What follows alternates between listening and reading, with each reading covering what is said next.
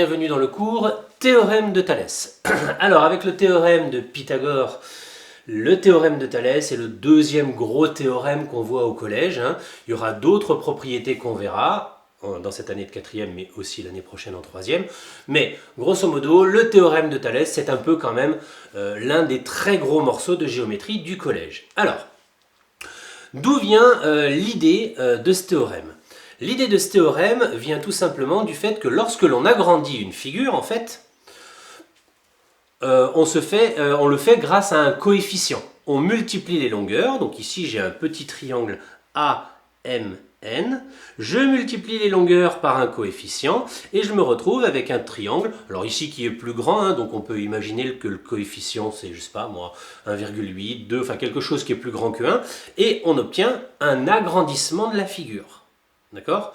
Un agrandissement de la figure qui donne donc une figure qui est de même nature, qui a la même forme, mais qui est juste agrandie. Si on résume ce problème-là, c'est tout simplement, comme c'est écrit ici, un problème de proportionnalité. La longueur AM est transformée en la longueur AB grâce à une multiplication. La longueur AN, par la même multiplication, donne AC.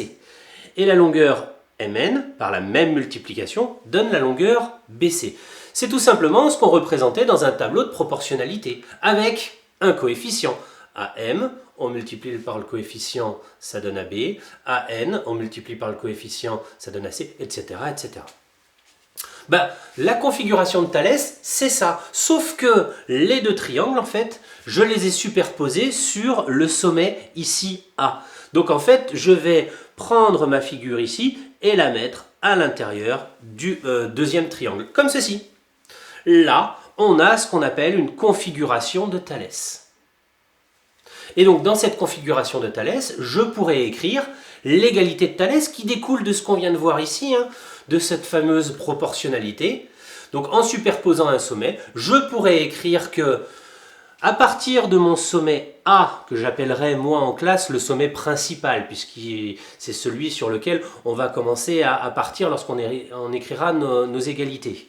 On va pouvoir dire que la petite longueur AM divisée par AB, AM divisé par AB, AN divisé par AC, la deuxième partie de mon tableau ici, MN, ici, divisé par BC, ici, la troisième partie de ce tableau, ces trois rapports sont tout simplement égaux.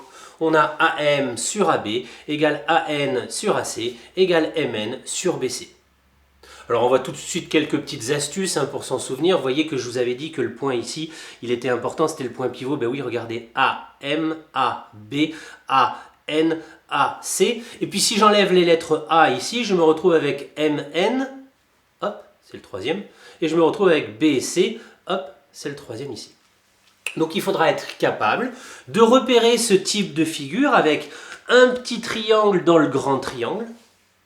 Imaginez qu'on a fait un agrandissement, en fait c'est tout simplement écrire l'égalité de Thalès. Allez, résumons ça un petit peu.